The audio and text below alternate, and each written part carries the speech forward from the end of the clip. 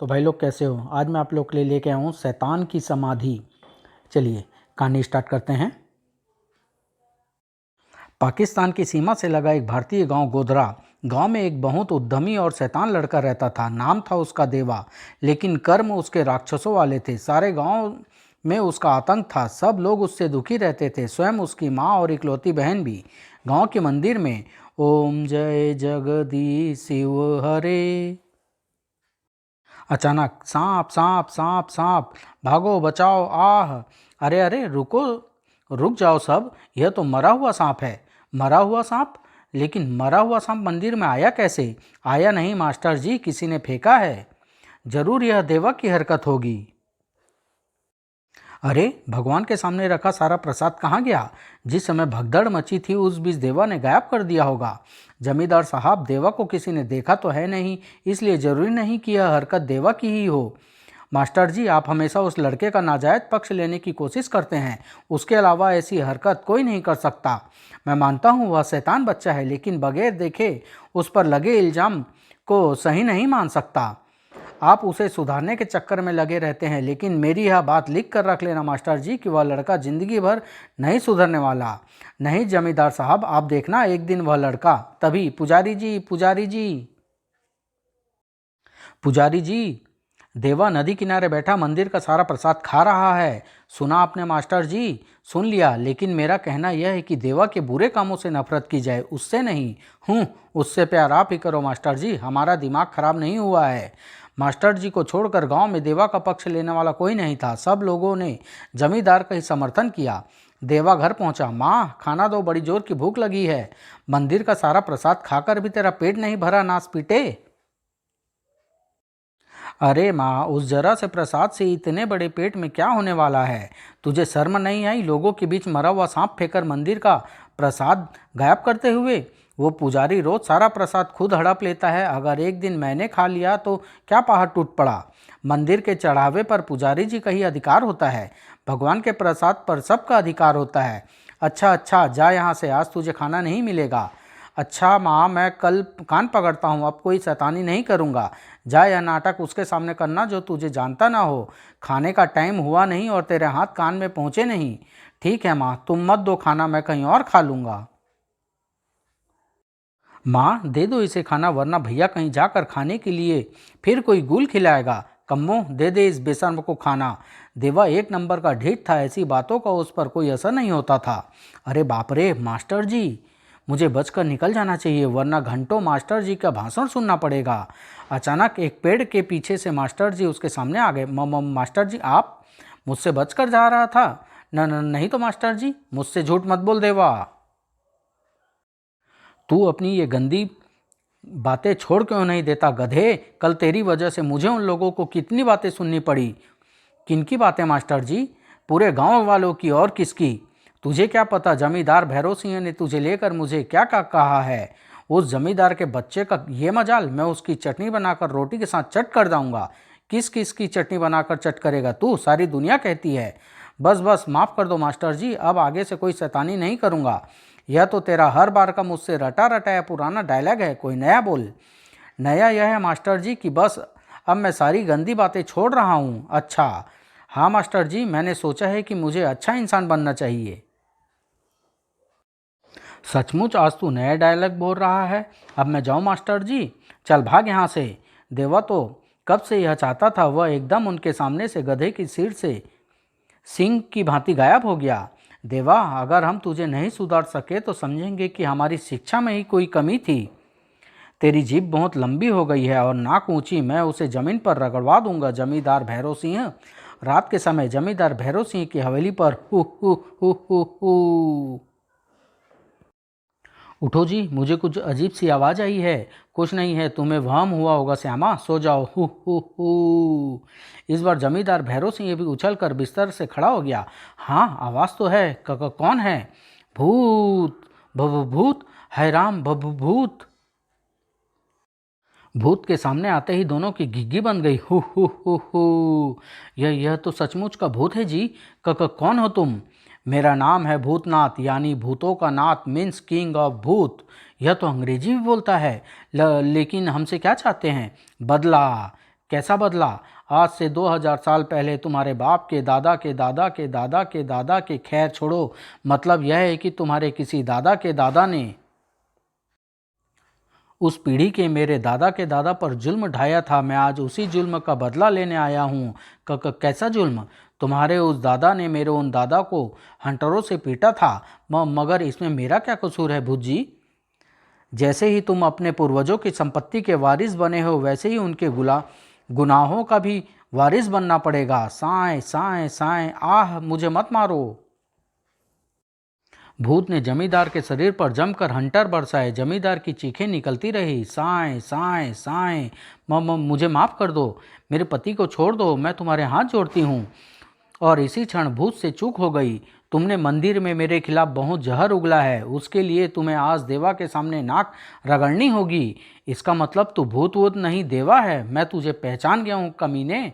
जमींदार की जो पिटाई करनी थी कर चुका हूँ, अब भागने में ही भलाई है। देवा भूत वाला चोंगा वहीं फेंककर खिड़की के रास्ते भागा। अब भागकर कहाँ जाता है कमीने, मैं तुझे छोड़ूंगा नहीं।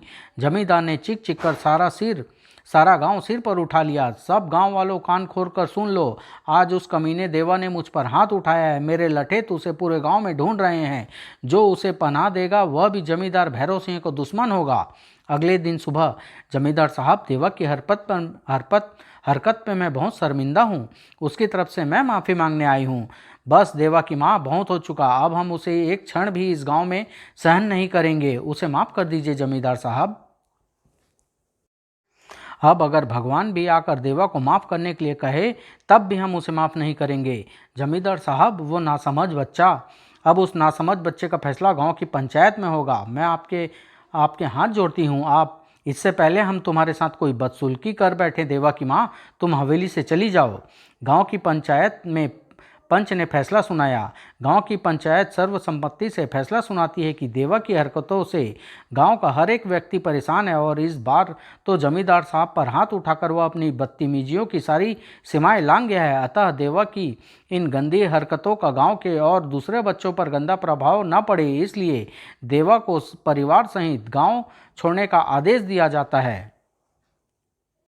देवा की माँ, तुम्हें हुक्म दिया जाता है कि तुम इसी वक्त देवा को लेकर इस गांव की सीमा से बाहर चली जाओ, वरना हमें मजबूर होकर अपने लठेतों को हुक्म देना पड़ेगा कि वह जिंदा या मुर्दा देवा को गांव से बाहर फेंक दे।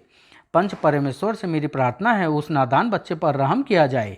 मास्टर जी, यह पंचायत आपका बहुत सम्मान करती है। हर बार आपके कहने पर ही माफ़ किया जाता रहा है, मगर इस बार उसे किसी कीमत पर नहीं छोड़ा जाएगा।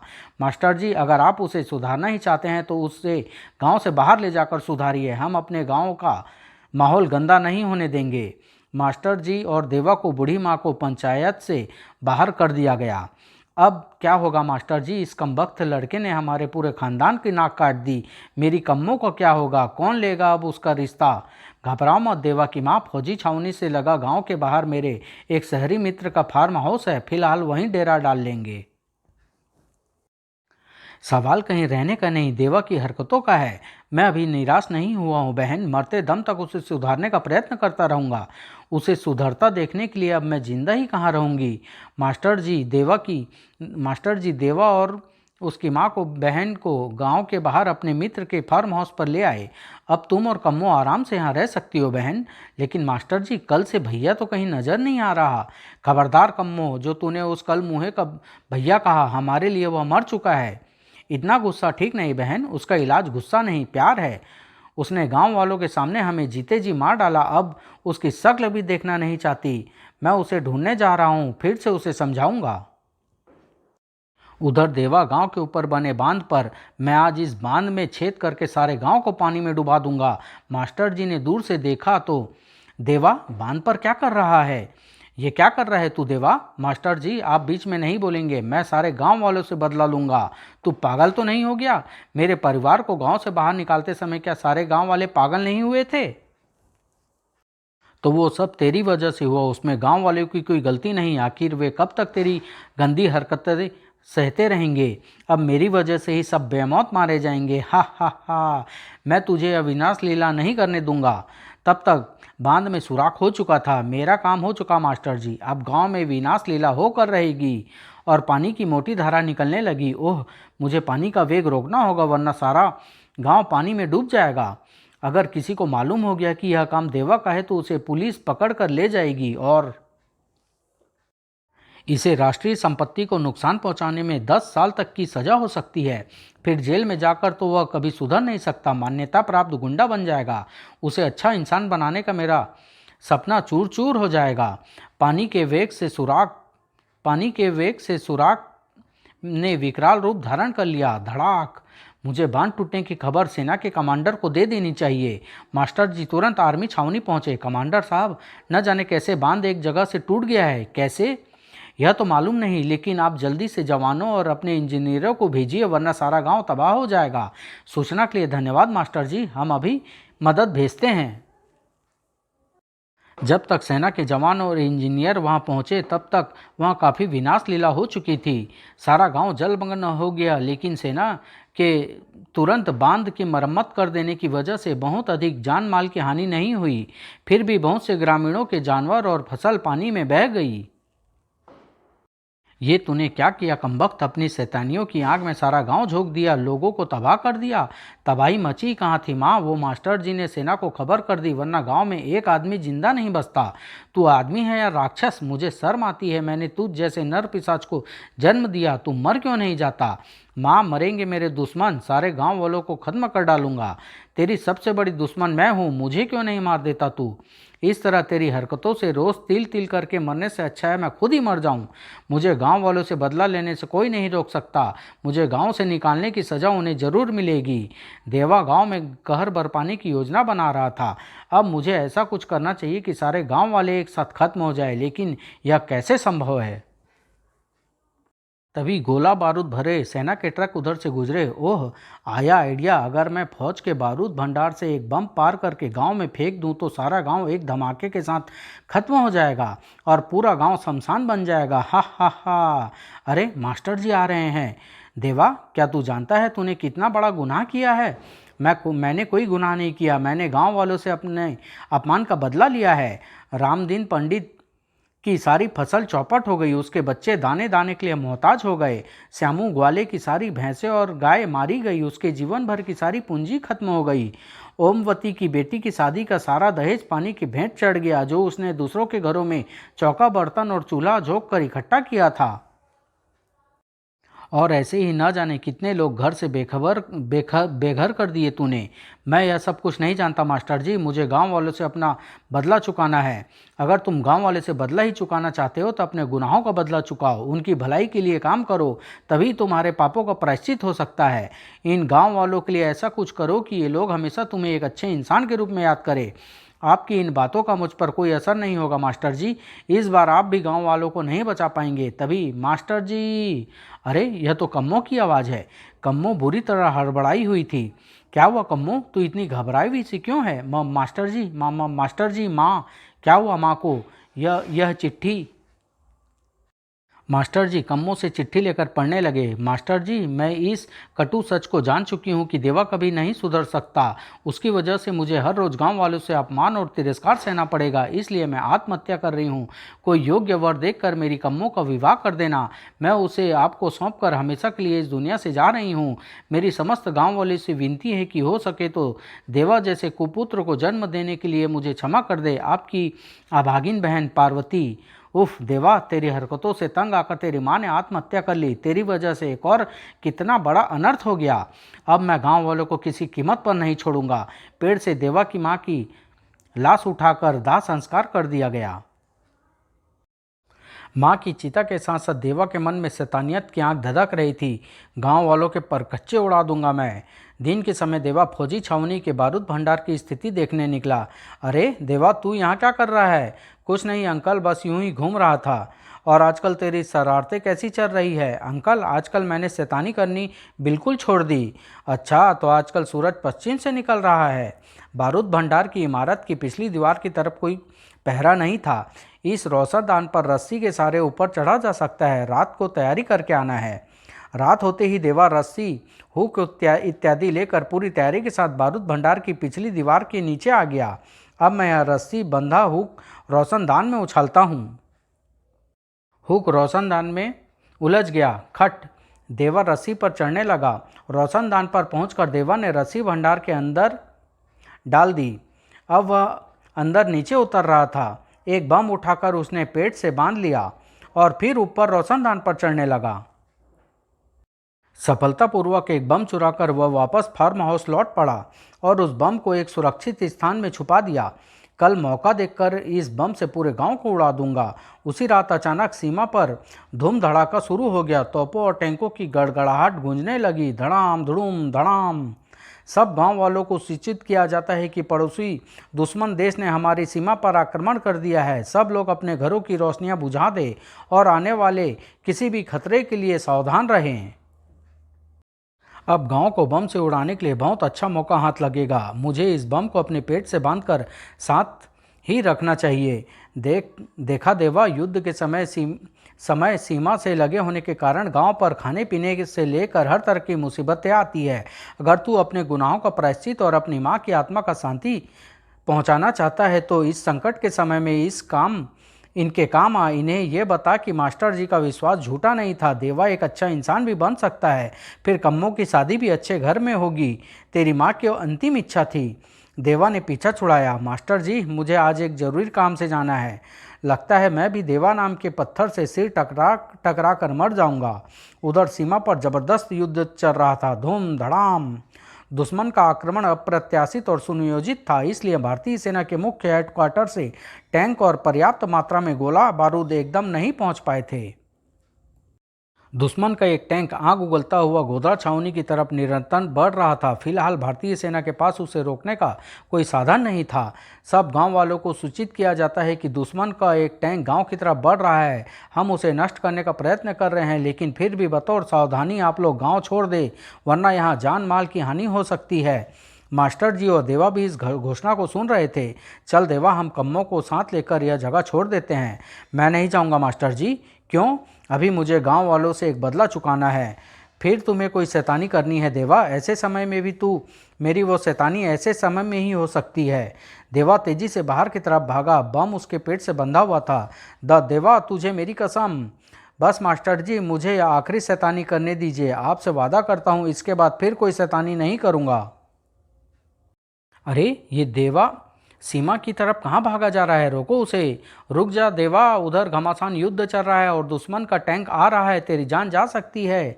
लेकिन देवा नहीं रुका। गोलियों के बीच वह निरंतर टैंक की तरफ भागा जा रहा था। मैं इस तरह उस टैंक तक नहीं पहुंच सकता। बीच में ही गोले से उड़ा दिया जाऊंगा और मेरा मकसद पूरा होने से रह जाएगा। मुझे यहीं किसी लाश के बीच नीचे लेट जाना चाहिए और जैसे ही टैंक मेरे ऊपर चढ़ेगा, मेरे पेट पर बंधा बम उस टैंक के परखच्चे उड़ा देगा। देवा किसी लाश की तरह मैदान में पड़ी लाशों के बीच लेट गया। अब मेरी वजह से मास्टर जी को किसी की कोई बात नहीं सुननी पड़ेगी और फिर मेरी मौत ही मेरे गुनाहों का प्रायश्चित हो सकता है। आज मैं अपने गांव वालों को इस टैंक रूपी शैतान के साथ साथ देवा नाम के शैतान से भी मुक्ति दिला दूंगा। और आगे बढ़ता दुश्मन का टैंक जैसे ही देवा के ऊपर चढ़ा, भड़ाक। देवा ने अपने प्राण देकर पूरे गांव को बचा लिया था। देवा ने तो कमाल कर दिया। लेकिन यह हुआ कैसे? मैं बताता हूं कमांडर साहब। देवा ने आपके बारूद भंडार से गांव को उड़ाने के लिए एक बम चुराया था और वह बम पेट से बांधकर देवा टैंक के रास्ते में लेट गया था। टैंक को उड़ाने का फिलहाल इसके अलावा दूसरा रास्ता भी नहीं था, मगर सामने से आती मौत के सामने यूं लेटना हंसी का खेल नहीं। कल तक जो लोग उसकी बुराई करते न थकते थे, वो भी आज उसकी प्रशंसा कर रहे थे। कोई सोच भी नहीं सकता था कि वह शैतान लड़का इतना महान निकलेगा कि अपने प्राण देकर सैकड़ों लोगों के जान माल की रक्षा करेगा। सचमुच पार्वती धन्य थी जिसने ऐसे महान सुपुत्र को जन्म दिया था। वृद्ध युद्ध समाप्ति के बाद सरकार ने भी मरणोपरांत देवा के सम्मानित करते हुए उसकी बहन को 1 लाख का पुरस्कार दिया था। पुरस्कार समारोह की समाप्ति के बाद, मास्टर जी, मैं अपने लड़के कैप्टन रंजीत के लिए कम्मों का हाथ मांगने की प्रार्थना करता हूँ। कमांडर साहब, आप कम्मों को? देवा जैसा महान इंसान की बहन को अपने घर में बहू बनाने में मुझे गौरव होगा। कम्मों के लिए इतना अच्छा वर और कैप्टन रंजीत जैसा वर मिलने पर मुझे खुशी है कमांडर साहब। देवा की माँ की अंतिम इच्छा भी पूरी हुई। कम्मो की शादी कमांडर के बेटे रंजीत से हो गई और वह कमांडर के घर की बहू बनकर चली गई। मैं कहता था ना पार्वती बहन, तुम्हारा देवा एक दिन अच्छा इंसान बनेगा, सारी दुनिया में तुम्हारा नाम रोशन करेगा। सारे गांव वालों ने मिलकर गांव में देवा की समाधि बनवाई, जिस पर एक शिलालेख लगवाया। पार्वती देवी के इस महान सुपूत ने अपने प्राणों की बलि देकर गांव के सैकड़ों लोगों के प्राणों की रक्षा की, जिसके लिए समस्त गांव हमेशा देवा नाम के इस देवता का ऋणी रहेगा। गांव का प्रत्येक व्यक्ति प्रतिदिन देवा की समाधि पर फूल चढ़ाकर उसके प्रति सम्मान प्रदर्शित करता था। मास्टर जी भी हर रोज वहां जाकर घंटों अपने शैतान शिष्य की समाधि से बात करते थे। गधे, मैंने तुझसे एक अच्छा इंसान बनने के लिए कहा था और तू तो देवता बन बैठा। समाप्त।